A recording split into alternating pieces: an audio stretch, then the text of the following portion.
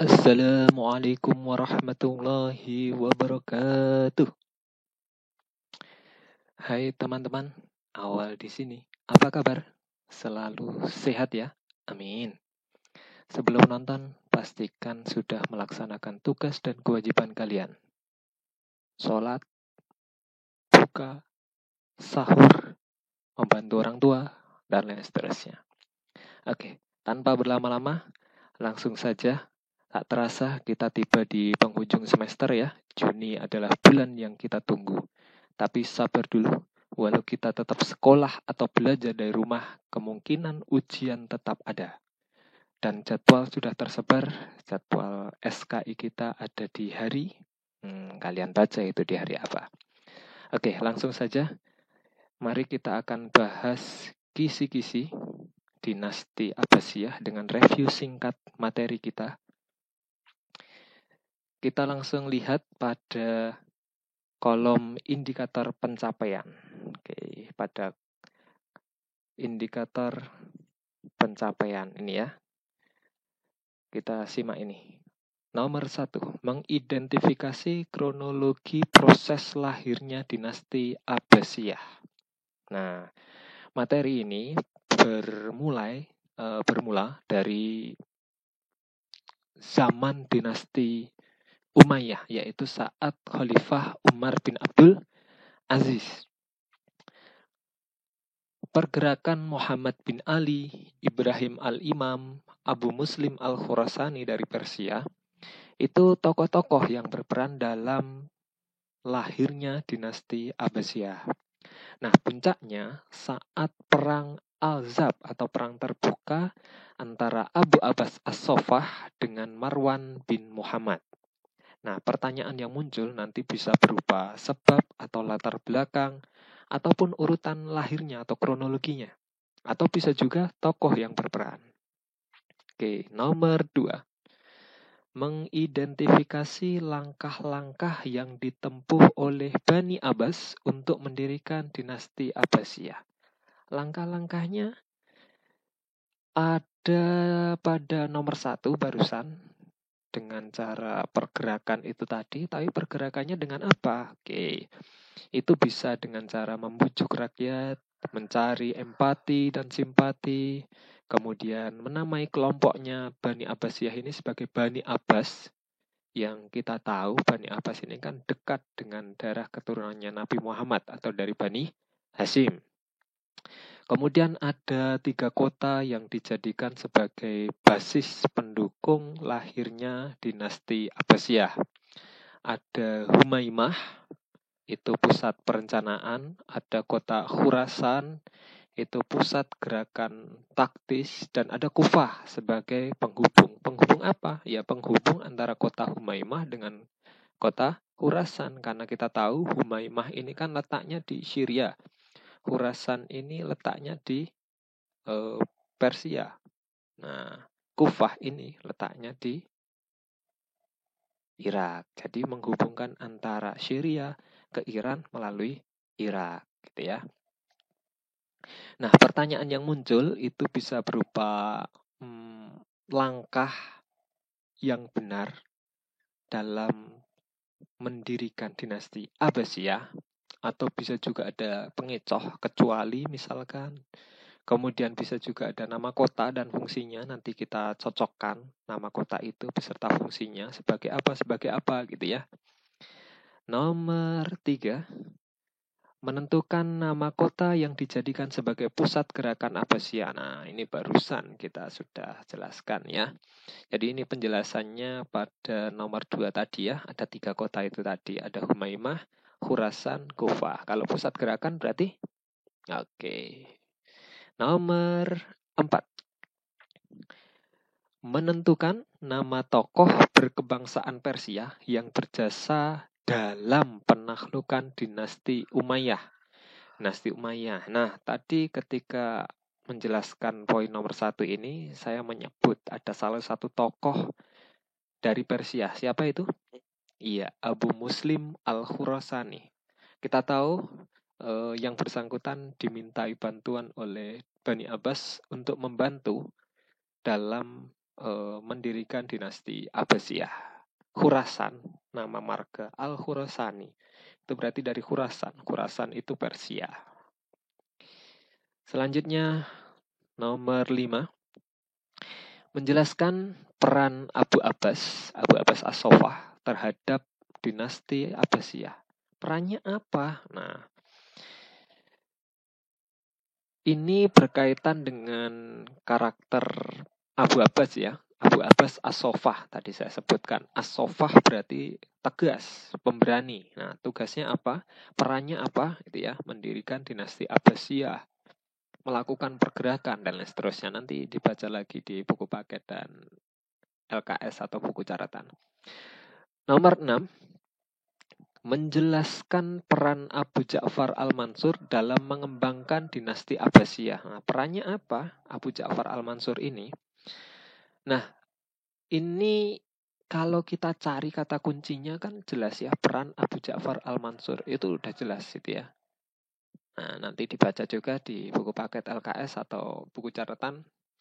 Kemudian nomor 7, menjelaskan dengan singkat faktor-faktor yang menjadi latar belakang berdirinya dinasti Abbasiyah. Nah, faktor yang menjadi latar belakang.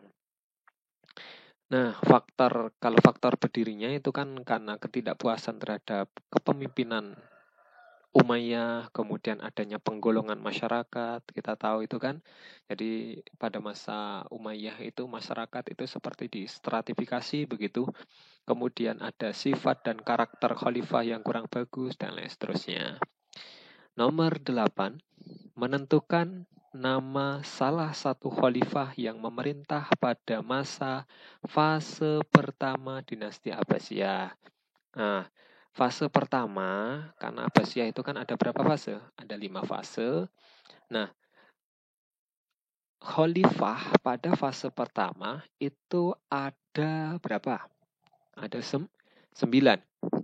Nah, ada 9 khalifah pada fase pertama itu. Mulai dari Abu Abbas As-Sofah hingga Khalifah Al-Wasik. Nah, itu nanti pertanyaannya mungkin Khalifah ke-5 siapa? Khalifah ke-6 siapa? Atau Khalifah kedua siapa? Nah, itu kalian harus hafalkan. Selanjutnya, nomor 9. Menentukan salah satu fase yang amat berpengaruh terhadap perkembangan dinasti Abbasiyah. Nah, fase yang sangat berpengaruh dari fase pertama, fase kedua, fase ketiga, hingga fase kelima. Oke, penjelasannya gini. Fase pertama itu pengaruh Persia pertama. Oke. Fase kedua pengaruh Turki pertama. Fase ketiga pengaruh Persia kedua. Fase keempat pengaruh Turki kedua. Fase kelima kemunduran. Jadi fase ke-1, fase ketiga itu pengaruh Persia, bedanya 1 dan 2. Kemudian fase kedua, fase keempat itu pengaruh Turki, bedanya 1 dan 2 juga. Nah, fase kelima itu kemunduran. Nah, silakan dibaca masing-masing pengaruh tersebut. Misalkan pada fase tertentu ada nama Bani yang menonjol gitu ya. Misalkan pada fase berapakah Bani Seljuk itu berpengaruh gitu ya. Misalkan Seljuk itu kan fase keempat. Ada lagi kalau Bani yang lainnya yang berpengaruh, Bani Buaihi misalkan. Misalkan pertanyaannya kan begitu. Bani Buaihi mempengaruhi keadaan kerajaan dinasti Abbasiyah pada fase gitu dicari ya. Kemudian ada khalifah yang hanya menjadi simbol dan hanya sebagai nama gitu. Dicermati kembali bagian itu. Nah ini tadi sudah ya. Nomor 11. Nomor 10 dan nomor 11 ini kita jadi satu penjelasannya ya. Karena sama gini, masih dalam satu subbab. Kita lanjut nomor 12. Menunjukkan beberapa universitas yang ditunjukkan oleh Khalifah Harun ar-Rasyid. Kampus, university. Nah, ini jelas. Banyak di mana-mana tertulis. Ada Nizamiyah University atau Universitas Nizamiyah, Samara University atau Universitas Samara. Kemudian ada Naisabur University atau Universitas Naisabur. Nah, itu diingat. Kurang lebih ada 3 universitas itu atau kampus itu yang berdiri masa Harun ar-Rasyid. Kemudian nomor 13, menjelaskan fungsi majelis munazarah. Ini juga udah jelas kata kuncinya ya. Fungsi majelis munazarah untuk apa? Untuk diskusi masalah agama, menentukan hukum, permasalahan muamalah, dan lain seterusnya. Nomor 14. Menunjukkan ibrah yang dapat diambil dari para tokoh Abbasiyah pada masa proses berdirinya dinasti Abbasiyah. Ibrah atau hikmah atau keteladanan atau hal positif yang dapat diambil dari tokoh Abbasiyah masa berdirinya dinasti Abbasiyah. Bisa dari Muhammad bin Ali, Ibrahim al-Imam, atau Abu Abbas as-Sofah, atau bahkan Abu Muslim al-Khurasani ini. Jadi itu juga berlaku pada saat fase pertama, teman-teman. Nah, fase pertama itu masa Abbasiyah, itu juga fase awal-awal ya. Bisa jadi ditanyai Al-Mansur, Harun ar-Rasyid, Al-Muqtasim, itu kan khalifah pada fase pertama. Intinya khalifah yang kita bahas ini kita ambil sikapnya. Nah, ibrah di sini berarti kata kuncinya bisa kita fokuskan ke sikap karena ini tokoh. Jadi nanti kalau ada soal cari yang ada sikap kemudian cocokkan dengan khalifahnya. Misalkan kalau Abu Abbas berarti tegas, pemberani gitu. Selanjutnya nomor 15, memberikan penjelasan beberapa peristiwa penting yang terjadi pada beberapa fase yang ada pada masa dinasti Abbasiyah. Nah, nomor 15 ini penjelasannya seperti pada poin nomor 10 dan 11 tadi ya. Ada 5 fase. Nah, silahkan dicek kembali, dicermati kembali. Fase yang ditanyakan pengaruhnya, kemudian tahunnya, khalifahnya gitu ya. Kemudian apa ciri khas dari fase tersebut? Nanti dicermati kembali untuk nomor indikator 15 ini. Lanjut, nomor 16. Menunjukkan kebijakan-kebijakan yang dilakukan oleh Khalifah Harun ar-Rasyid. Nah, berarti ini jelas. Kebijakan Khalifah Harun ar-Rasyid ya. Singkatnya gini. Harun ar-Rasyid itu pernah merawat narapidana. Merawat itu maksudnya gimana? Ya dimanusiakan. Gitu. Diberi makanan, ya diberi pakaian, dan lain seterusnya. Kemudian juga mengangkat taraf kehidupan masyarakat. Gimana caranya? Ya, berkaitan dengan memfungsikan kembali atau memaksimalkan fungsi Baitul Mal. Gitu. Nah, untuk lebih detailnya silahkan dibaca bagian Harun ar-Rasyid 17 ya. Mengidentifikasi Khalifah Abbasiyah yang berprestasi. Mengidentifikasi Khalifah Abbasiyah yang berprestasi. Nah, yang berprestasi tentunya berarti yang masuk dalam pembahasan kita. Ada Abu Abbas as-Sofah, Abu Ja'far al-Mansur, Harun ar-Rasyid, Al-Muqtasim, Al-Ma'mun. Nah, pertanyaan itu bisa berupa kecuali atau menyebutkan yang benar dari khalifah-khalifah yang berprestasi. Misalkan bunyinya begini. Nama-nama, nomor 1 sampai berapa ini? Abu Abbas 1, 2, 3, 4, 5 itu ya. Abu Abbas, Abu Ja'far, Harun, Al-Muqtasim, Al-Ma'mun. Itu kemudian ada nomor 6 lagi, khalifah siapa gitu. Nanti tanyai, dari khalifah di atas, manakah khalifah yang berprestasi dalam pengembangan dinasti Abbasiyah gitu misalkan. Oke, lanjut nomor 18. Mengidentifikasi upaya-upaya yang dilakukan oleh Khalifah Al-Mansur dalam pengembangan ilmu pengetahuan. Nah, teman-teman, Al-Mansur itu dalam ilmu pengetahuan mendorong para ilmuwan untuk giat penelitian, melakukan research, melakukan riset, gitu ya. Kemudian juga mendorong untuk menggali sejarah, literasi berkaitan dengan cerita, intinya tentang histori atau sejarah, itu digali. Kalau mungkin pakai bahasa yang lain, diterjemahkan lagi. karena juga Masa Al-Mansur ini juga penggalaan dalam penerjemahan buku itu luar biasa. Gitu ya. Lanjut nomor 19.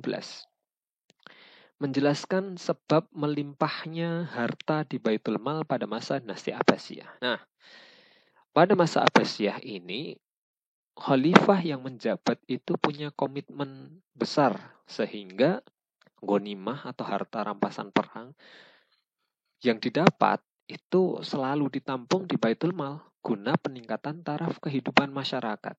Artinya, ketika masyarakat saat itu sudah sejahtera, ini kan Baitul Mal melimpah hartanya. Tapi kan kebalikannya begini, kalau ghanimah tidak ada, tidak menumpuk di Baitul Mal, lalu masyarakat kurang sejahtera, gimana bisa maju Bani Abbasiyah, kan kayak gitu. Jadi intinya Baitul Mal itu bisa melimpah hartanya karena maksimalnya para khalifah itu dalam menghimpun ghanimah dan dimasukkan dalam Baitul Mal guna meningkatkan taraf kesejahteraan masyarakat. Nomor 20. Menunjukkan ibrah yang dapat diambil dari jasa-jasa yang telah diraih oleh Khalifah Al-Ma'mun. Nah, Al-Ma'mun itu berjasa akan adanya Baitul Hikmah. Nah, Baitul Hikmah masih ingat? Ya, itu tempat menuntut ilmu yang tidak mengenal batasan usia. Nah, Baitul Hikmah itu ya di situ kampus, ya perpustakaan gitu ya.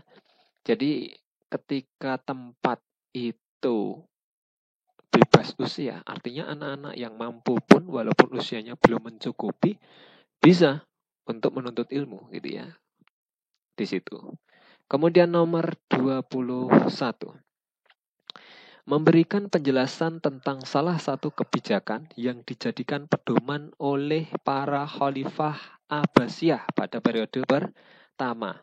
Khalifah pada periode pertama ini itu yang dimaksudkan adalah pada fase pertama. Jadi fokus ke 9 khalifah fase pertama itu teman-teman.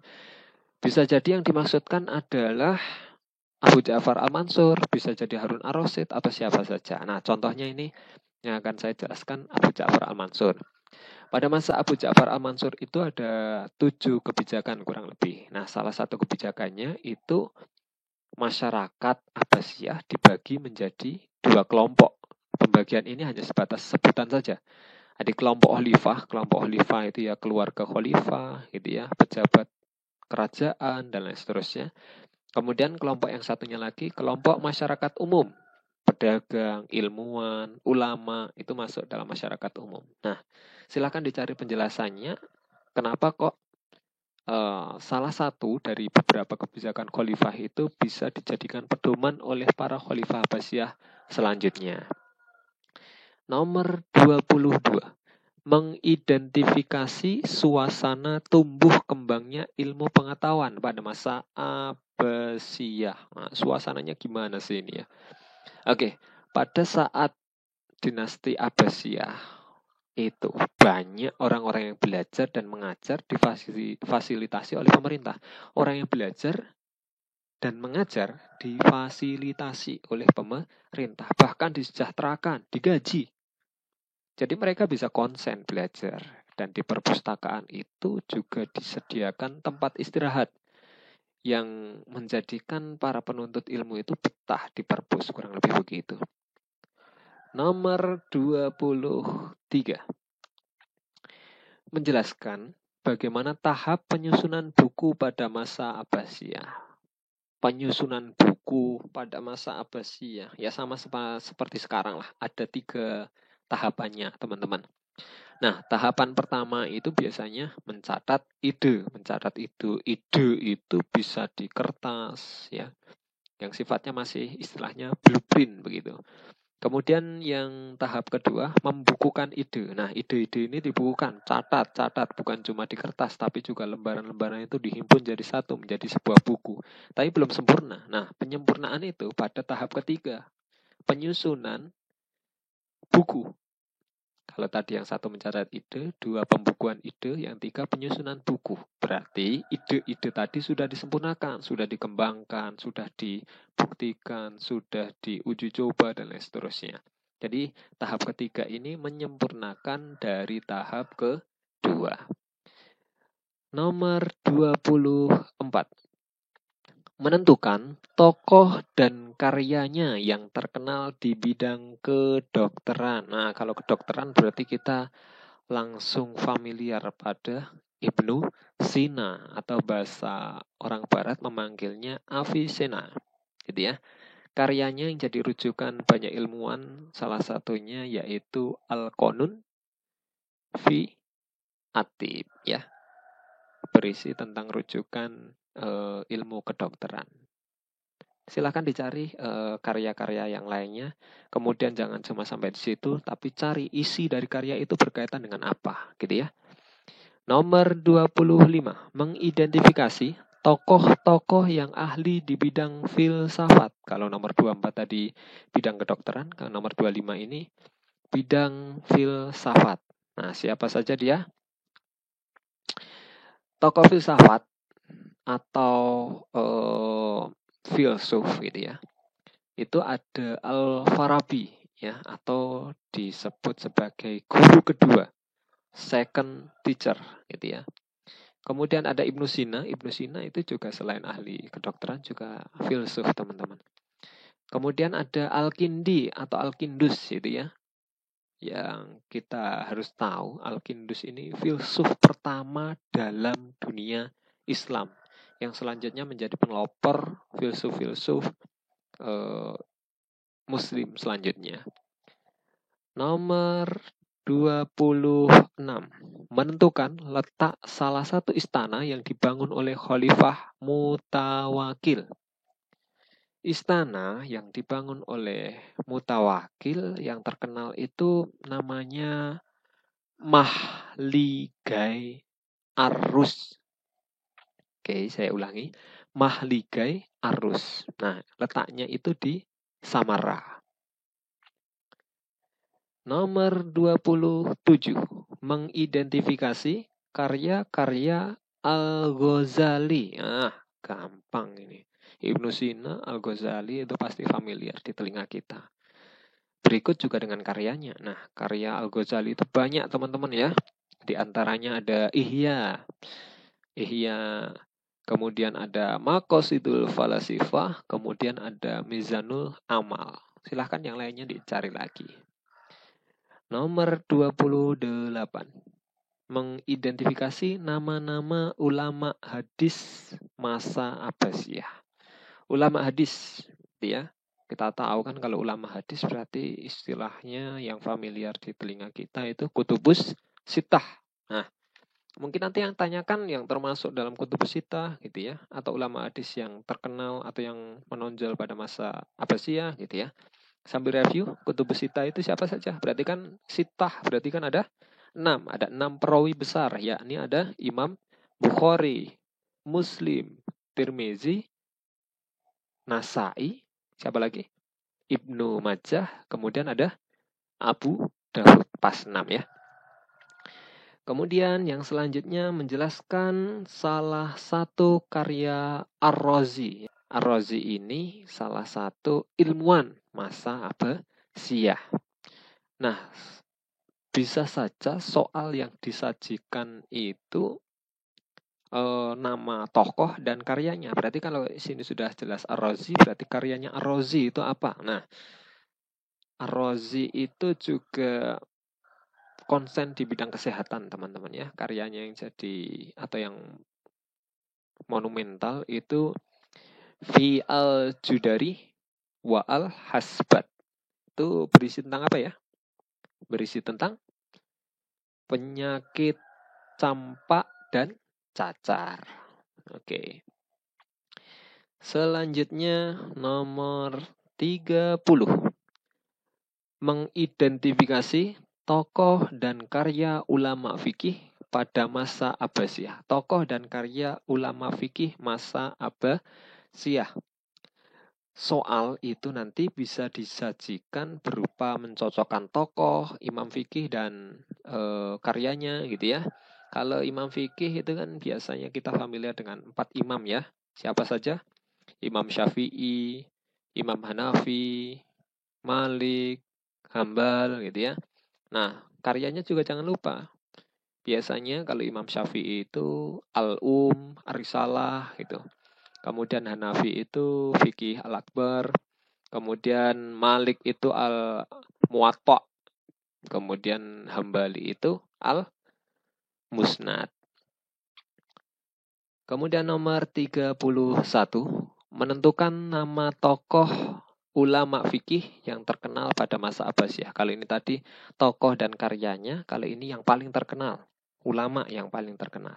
Nah, pada masa Abbasiyah itu Imam Hanafi sangat menonjol, ya, sangat menonjol dalam pengaruh kegiatan muamalah atau tokoh fikih itu.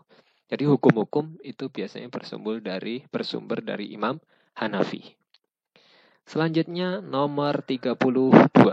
Menentukan nama kota yang dijadikan sebagai pusat peradaban dan perkembangan ilmu pengetahuan masa Abbasiyah. Nah, bagi yang belum tahu teman-teman, ibu kota Abbasiyah itu kan Baghdad. Nah, Baghdad itu sudah menjadi kota metropolitannya zaman dulu itu. Istilahnya adalah Mesopotamia. Kotanya itu melingkar. Tapi juga ada kota yang lainnya juga yang dijadikan sebagai penyokong Baghdad. Ini sama seperti kalau ada ibu kota Jakarta, itu ada Bekasi, ada Depok, ada Tangerang, gitu ya. Banyak pabriknya, Karawang juga banyak pabriknya, bekerja di situ gitu ya. Nah, kalau Baghdad itu juga disokong oleh dua kota yang lainnya, yaitu Samara dan Khark. Nah, Samara dan Khark ini fokus ke pendidikan atau ilmu pengetahuan.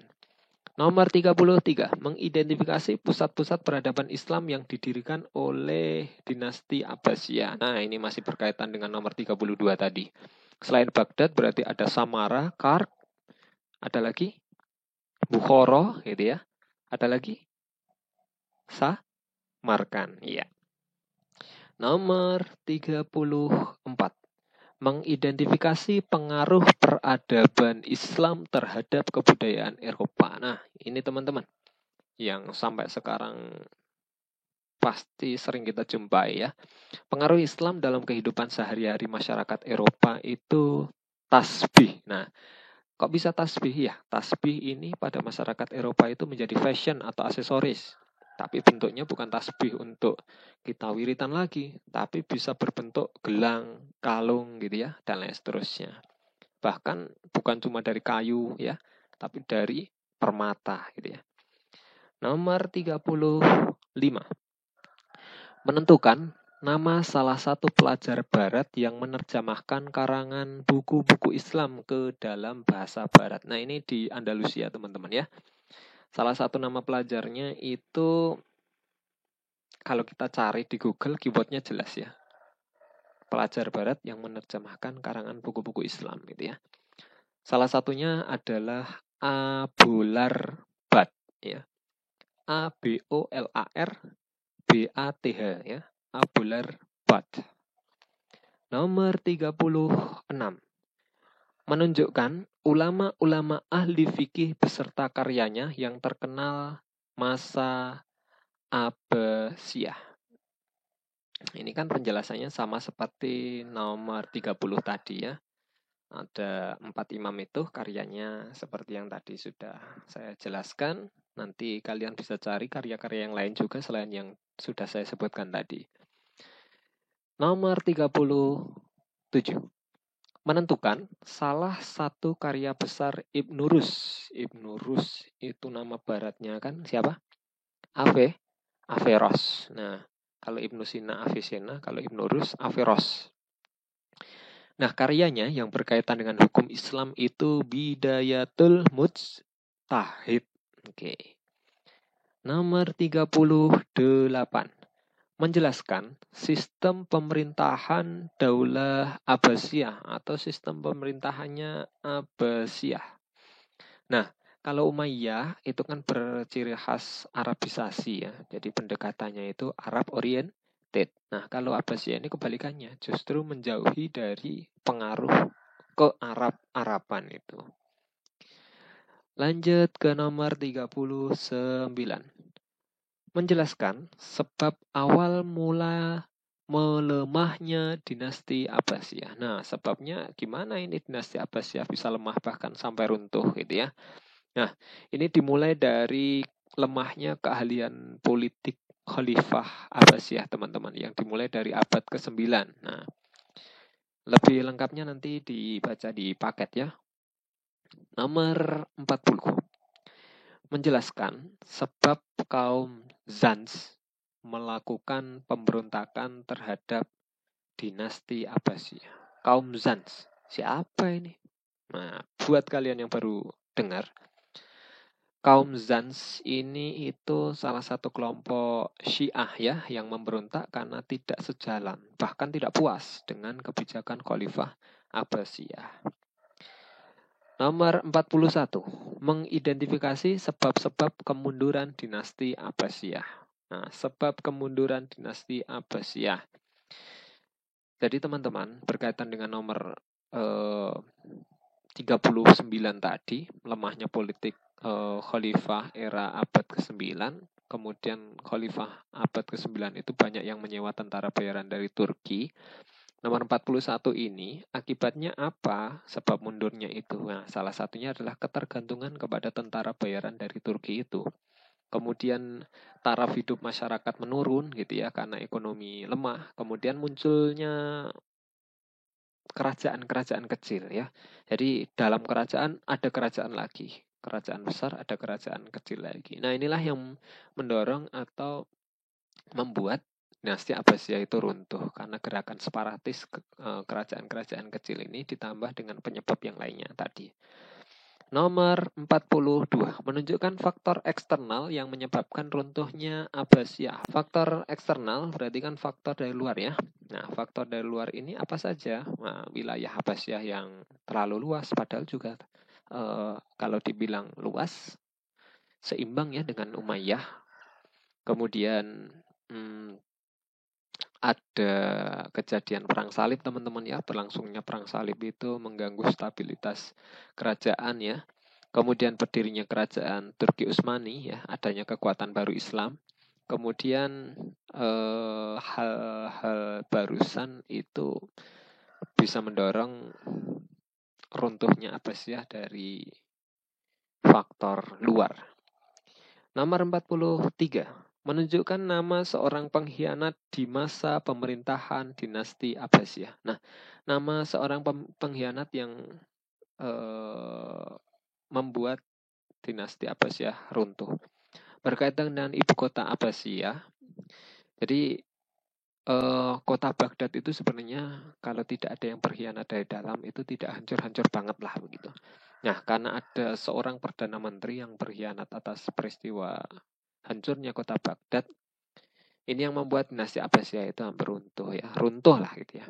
Siapa perdana menteri itu? Siapa pengkhianat itu? Ialah Muayyaduddin bin Al-Qami. Muayyaduddin bin Al-Qami ya. Lanjut nomor 44. Menunjukkan ibrah yang bisa diambil dari sebab runtuhnya dinasti Abbasiyah. Ibrah atau hikmahnya apa dari runtuhnya dinasti Abbasiyah itu. Oke, dinasti Abbasiyah itu luas. Luasnya sama seperti Indonesia ini. Bahkan lebih luas lagi ya. Tapi terpisah-pisah, berbeda-beda sukunya, dan lain seterusnya. Nah, hal yang bisa kita ambil adalah menjaga persatuan bangsa meskipun berbeda suku, bahasa, agama. Itu kita harus menjadikan hal tersebut sebagai hal yang positif yang membuat kita harus semakin rekat gitu ya. Kemudian nomor 45, menjelaskan beberapa faktor yang menjadi penyebab munculnya pemberontakan masa Abbasiyah. Nah, faktor pemberontakan itu disebabkan oleh perebutan kekuasaan, balas dendam, perilaku amoral di kalangan istana, bahkan ketidakpuasan masyarakat terhadap kebijakan Abbasiyah, teman-teman. Oke, teman-teman, 45 poin ini tadi, 45 nomor ini tadi adalah kisi-kisi semester 2 untuk PAT besok. Silahkan dipelajari kembali. Dari 45 kisi-kisi ini nanti akan terbagi menjadi atau terdistribusi menjadi 50 soal pilihan ganda ya. Silahkan dicermati, nanti kiranya ada hal-hal yang kurang jelas silahkan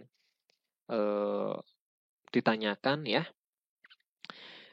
Alhamdulillah setelah kita bahas 45 poin ini tadi, teman-teman bisa dibaca lagi, disimak lagi agar lebih mendalami materi. Jika ada kritik, saran, atau pertanyaan, jangan lupa komentar di bawah ya. Jangan lupa pencet tanda jempol ke atas. Jika ada pertanyaan, silahkan komentar di bawah. Bagi yang belum subscribe, silahkan subscribe dulu, gratis, dapat pahala. Bahkan bonus, tidak ketinggalan info. Oke, begitu dulu teman-teman. See you next time, see you next video. Tetap semangat, tetap menyebarkan energi positif. Jangan lupa sholat, jangan lupa ibadah, jangan lupa belajar. See you. Wassalamualaikum warahmatullahi wabarakatuh.